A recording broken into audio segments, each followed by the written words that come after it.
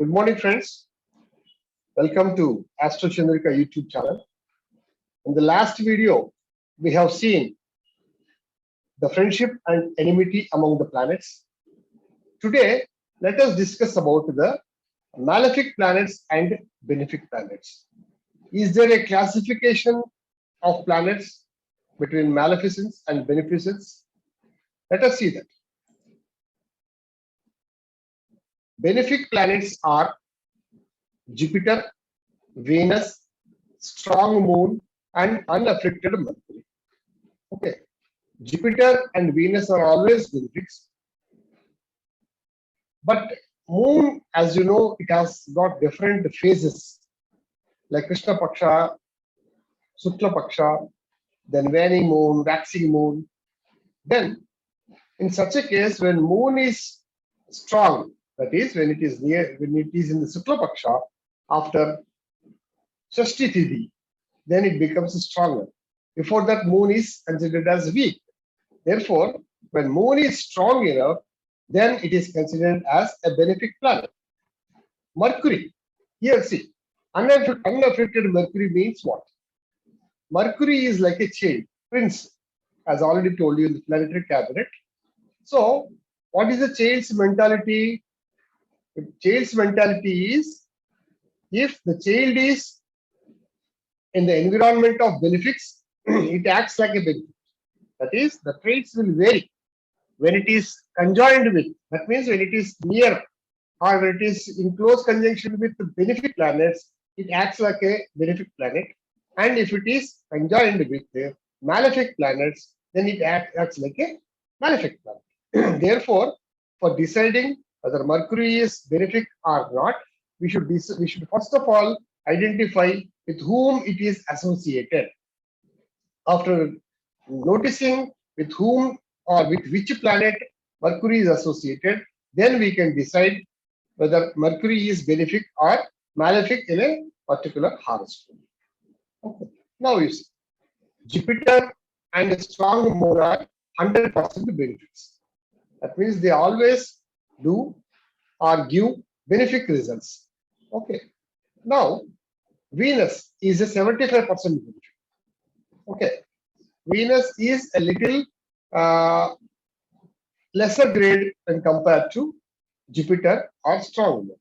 And Mercury is 50% benefic because, as I already mentioned, that if it is conjoined with benefics, then it is a benefic planet. If it is conjoined with malefic planets, it acts like a malefic planet. Now, here I would like to share a interesting story about the Jupiter. Okay, Jupiter and Venus are considered gurus in the Hindu mythology. Okay, Jupiter is a Deva Guru and Venus is a Asura Guru. That is a guru of demons. But skill-wise, wisdom-wise, knowledge-wise, Jupiter and Venus both are same. So a situation has arisen where Jupiter was performing his daughter's marriage. He wanted to fix a auspicious time, that is the muhurta for his daughter's marriage. Then he approached his counterpart Venus to fix a muhurta because he doesn't want to do it because it is his daughter's marriage. He has approached Venus, his counterpart, for fixing a muhurta. Okay.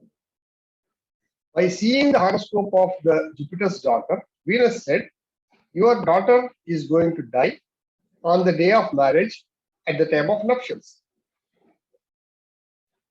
But anyway, he has fixed a muhurta, and let us see what is happening. So, Jupiter, though he was not very happy with the prediction given by Venus, but he was confident about the Venus knowledge. Therefore, what he has done is, he has performed the daughter's marriage and arranged nuptials. Though it is unethical, he just wanted to see how his daughter is going to die. Okay. He has peeped into the place where the nuptials were going on. What he has noticed is a big snake has come into the room and It stayed there for some time, and without hurting the Jupiter's daughter, it has gone out.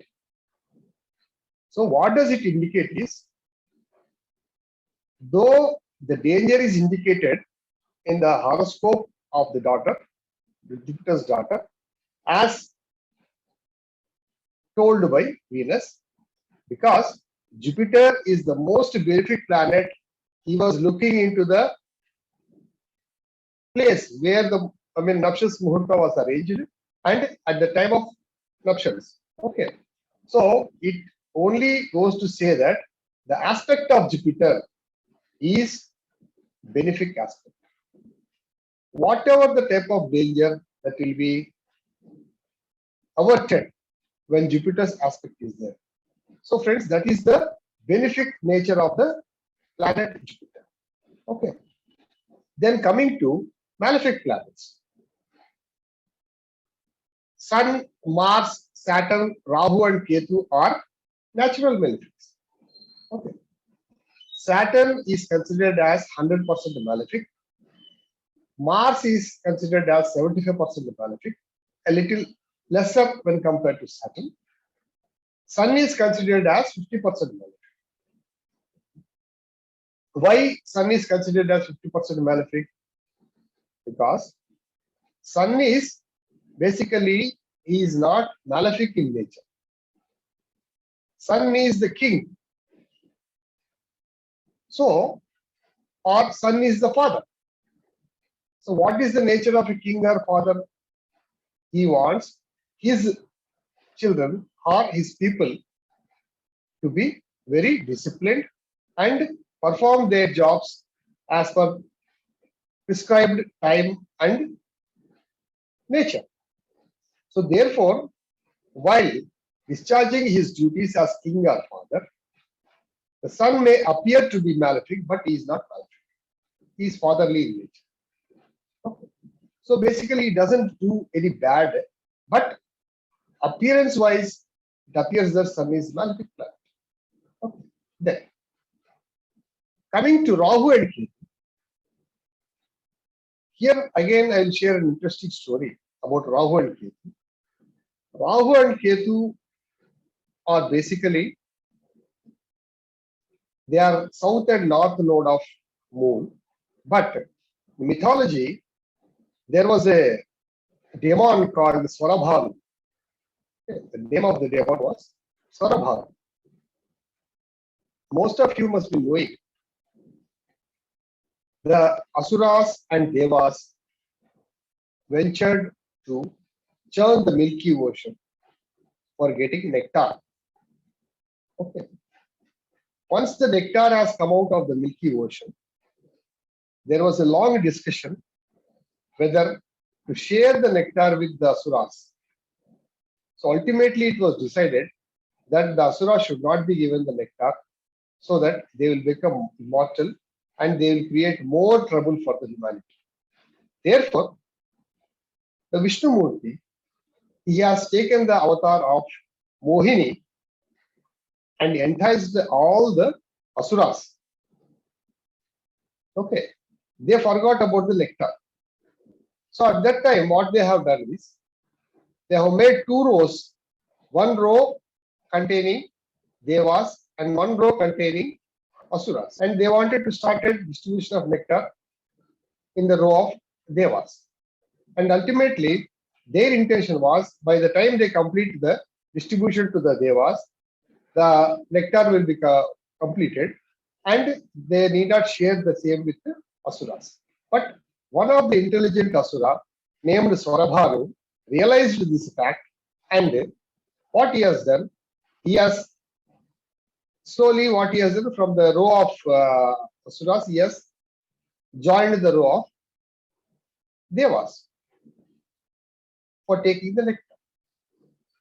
So, but Vishnumurti, in the guise of Mohini, he has not realized that Swarabhalu has joined the band of Devas.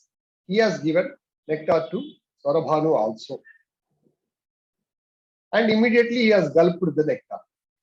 But Sun and Moon have noticed this particular incident. And immediately they have informed the Vishnumurti in the guise of Mohini Vilpa that by mistake he has distributed nectar to one of the demons called Swarabhanu. Then immediately with his Vishnu Chakra, Vishnumurti has cut the head of Swarabhanu, but by that time the Swarabhanu has gulped the nectar, so he has become immortal. Therefore, head has become Rahu and tail has become the Ketu. That is the reason they are Rahu is headless and Ketu is Ketu is headless and Rahu is tailless. And they are always in the opposite directions. And Rahu will always be looking downwards to his body. Ketu will always look upwards to his head. That indication is Rahu always looks towards the mundane things or material things, whereas Ketu looks upwards. That is, he is looking for moksha. So Rahu is the what? He is always karaka for the mundane things, whereas Ketu is the karaka for moksha. So we have got very interesting stories in our Hindu mythology to remember the basic traits of the planets. Okay. Then coming to benefic rasis. What are the benefic rasis? We have seen what we have got 12 rasis in the zodiac that we already know, and the benefic rasis are Taurus, Gemini, Cancer, Virgo, Libra, Sagittarius, and Pisces. That is, the signs owned by benefic planets are benefics, and the signs owned by malefic planets like Aries, Leo, Scorpio, Capricorn, and Aquarius are malefic rasis. Okay. Kindly note the difference between the malefic and benefic rasis. Okay. Please try to understand the logic, how the planets are classified into benefic and malefic planets. Right. These things will help you a lot in delineation of a house. Okay. Thank you, friends. Enjoy watching the video. I'll come back to you soon with a new video. Please press the like button, share the video, and also subscribe to the channel for future videos. Thank you very much. Have a nice day.